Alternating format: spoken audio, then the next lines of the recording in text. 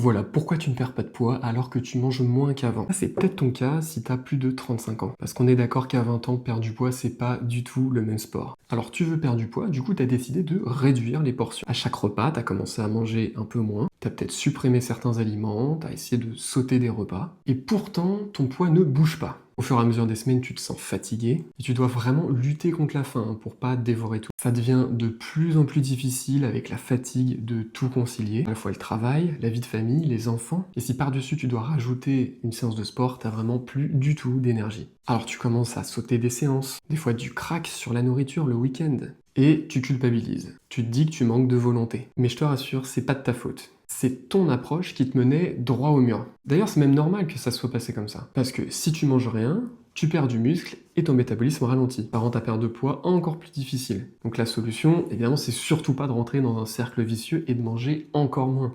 Au contraire, il faut avoir un nombre de calories qui est vraiment adapté à tes besoins et bien les répartir sur tes différents repas. Et ensuite faire en sorte de garder du muscle avec un entraînement adapté. Alors si tu te reconnais et que tu veux de l'aide pour relancer ton métabolisme, envoie-moi action en message privé.